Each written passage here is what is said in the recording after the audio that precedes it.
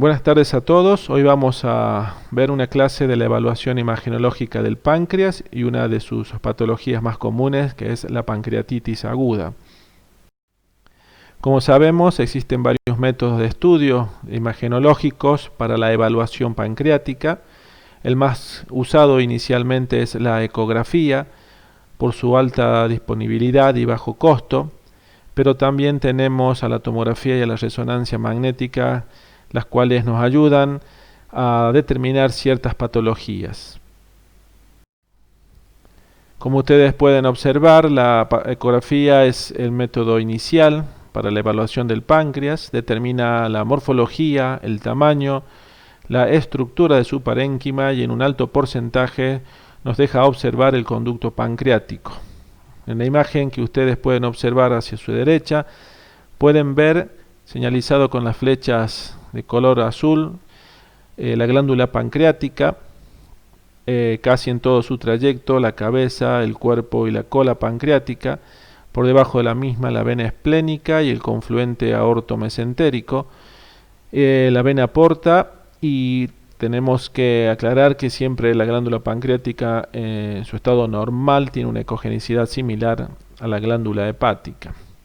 Una de las limitaciones que tiene la ecografía para la observación de la glándula pancreática es la interposición de gas.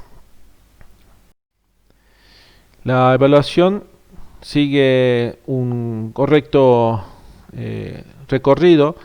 En un paciente delgado podemos observar casi toda la glándula pancreática, su cabeza, cuerpo y cola, como dijimos, señalizado con azul, la vena esplénica y en su sector más posterior la arteria aorta, el confluente mesentérico y hacia adelante su cara anterior con la glándula hepática.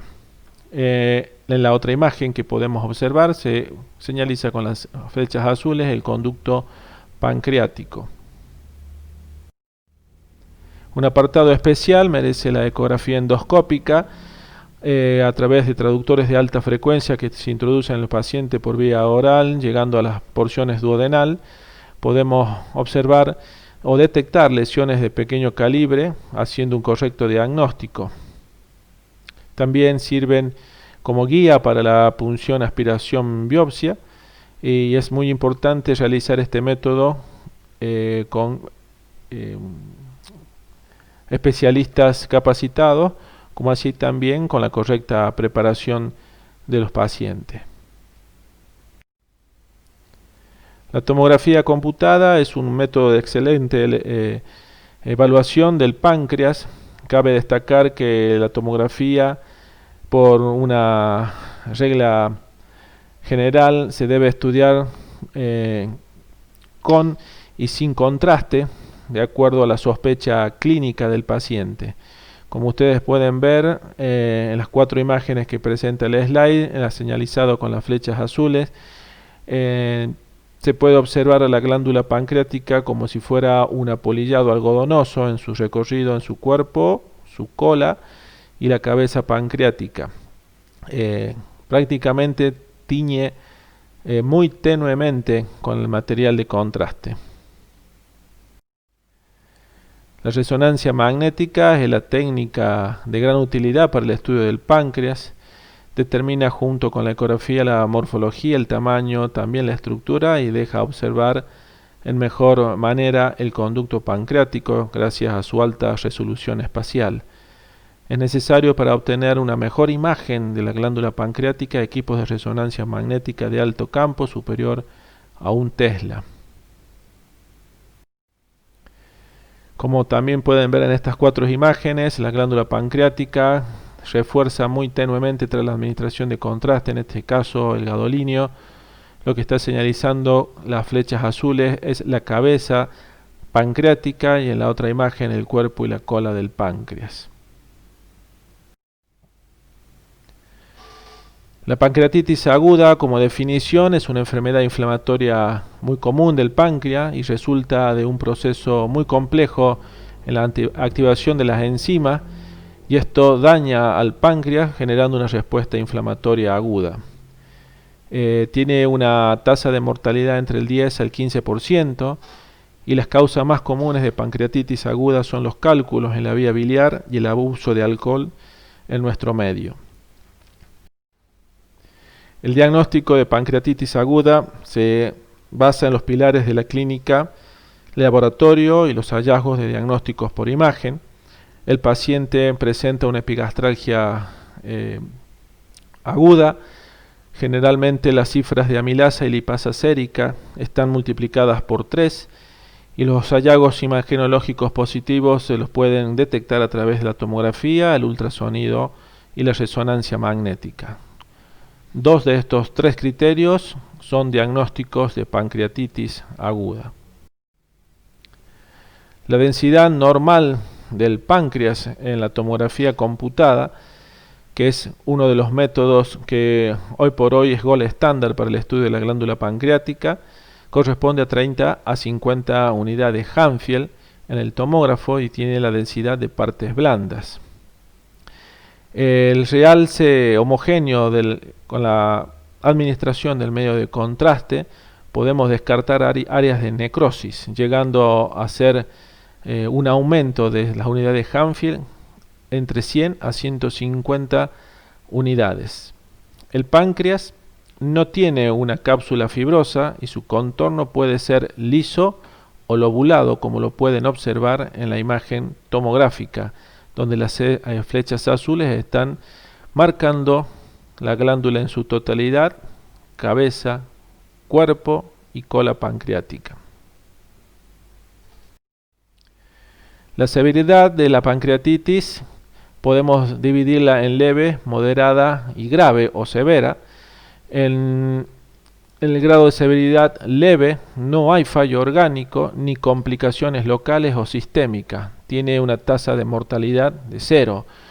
En la falla o severidad moderada tenemos un fallo orgánico transitorio, menos de 2 días, o complicaciones locales.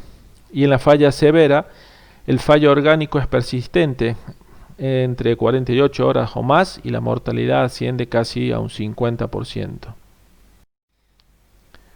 Acá tenemos una imagen de un páncreas normal y lo que está señalizando la flecha azul y amarilla es un corte axial en una cabeza de glándula pancreática donde podemos observar un páncreas sano y a su vuelta tenemos un cambio graso peripancreático que indica una pancreatitis leve.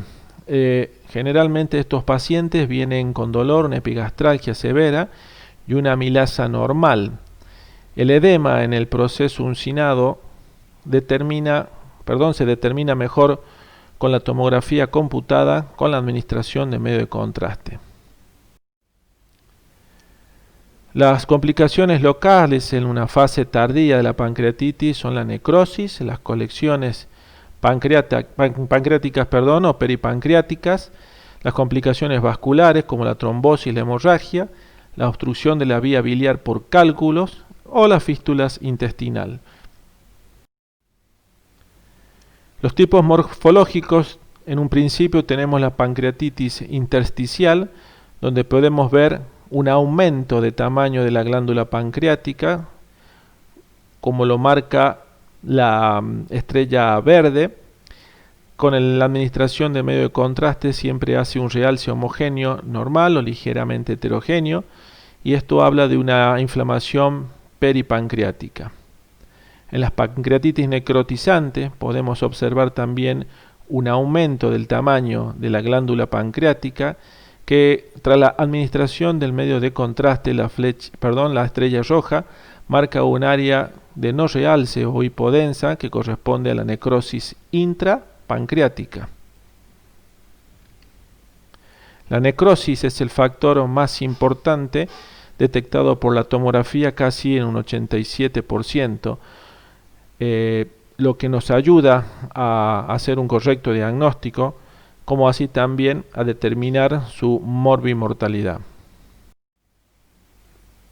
Acá tenemos un corte tomográfico en una reconstrucción MPR de una glándula pancreática, también aumentada de tamaño, como ustedes pueden observar las flechas, con sutiles cambios de densidad grasa en un hombre de 34 años de edad con dolor epigástrico y amilasa aumentada. Esto corresponde a una pancreatitis intersticial.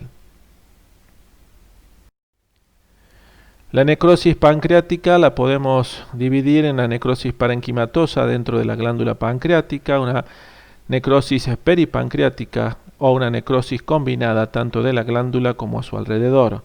Todo esto puede estar asociado también a posibles infecciones o no. Como ustedes pueden ver, la pancreatitis en el primer cuadro habla de una imagen pancreática con lesiones necróticas dentro de la glándula pancreática, o sea, necrosis parenquimatosa. En la segunda imagen podemos observar la glándula pancreática normal, pero las colecciones y la necrosis es peripancreática solamente, lo que está delimitado de rosado. Y acá, en la tercera imagen, una imagen combinada donde queda libre únicamente, sano. La glándula pancreática es la cola, donde tenemos colecciones peripancreáticas, una gran necrosis de la glándula pancreática, casi en un 75%, y la colección y la necrosis peripancreática. Obviamente estos pacientes presentan una tasa de mortalidad muy elevada. En estas dos tomografías también podemos observar una glándula pancreática aumentada de tamaño, donde las flechas blancas marcan una pequeña colección o un fluido peripancreático a nivel del proceso uncinado y también así alrededor de su contorno. En la segunda imagen también la glándula pancreática presenta las colecciones señaladas con las flechas blancas, pero con el asterisco blanco presenta una gran área de necrosis, más del 30%, en un paciente con 7 días de evolución, obviamente empeorando su situación clínica. Los controles tomográficos que se realizan en estos pacientes se deben repetir cuando el cuadro clínico cambia drásticamente. Por ejemplo, con la aparición súbita de fiebre, la disminución en el hematocrito y la sepsis. También nos sirve para guiar la colocación del catéter de drenaje en el caso de colecciones más severas y gracias a la tomografía se puede evaluar con éxito el tratamiento de los pacientes que se sometieron a drenaje percutáneo u otras intervenciones. Una de las complicaciones más comunes son los pseudoquistes pancreáticos, hasta un 20%. Los pseudoquistes pancreáticos son en la mayoría intrapancreáticos. El 70% comunican con un ducto pancreático principal. Generalmente es homogéneo, tiene la pared bien definida, presenta menor de 15 unidades Hanfir al ROI que se le coloca para verificar las unidades con el tomógrafo. Es muy raro que tenga septos intraquísticos y el 50% desaparece espontáneamente. Como vamos a ver enseguida, la resonancia T2 muestra imágenes hiperintensas del quiste y cuando hay complicaciones, estos quistes obviamente se los puede drenar. Como ustedes pueden observar en la tomografía, la imagen tomográfica muestra una gran lesión quística con una pared bien definida, donde la flecha amarilla muestra esa pared con la administración del medio de contraste realza periféricamente y la lesión en su interior no presenta septos. Otra lesión pancreática mostrada con la flecha blanca en un corte tomográfico coronal. El 80% de estos quistes desaparecen, miden generalmente menores de 6 centímetros y por regla general están asociadas a la dilatación del conducto pancreático. Los pseudoquistes pancreáticos, como dijimos anteriormente, los pueden observar también en resonancia magnética, en las secuencias madres, como decimos, en el T1 y el T2. En el T1 podemos ver que su pared que envuelve este quiste realza también tras la administración del medio de contraste, y en la secuencia T2, donde los líquidos se ponderan de color blanco, presenta una importante hiperintensidad sin demostrar lesiones internas. En la tomografía con contraste podemos ver cómo la pared realza con el yodo en la tomografía. Recuerden que es el gadolinio en la resonancia. Tenemos que, a través de los métodos de imagen, tenemos que realizar una correcta diferenciación entre estas dos patologías que son muy distintas, y son muy distintos también el tratamiento, como así también el diagnóstico de las mismas. El pseudoquiste pancreático por un lado y la neoplasia mucinosa por el otro. La diferencia es que el pseudoquiste pancreático, como dijimos anteriormente, presenta un contenido homogéneo sin lesiones endoluminales.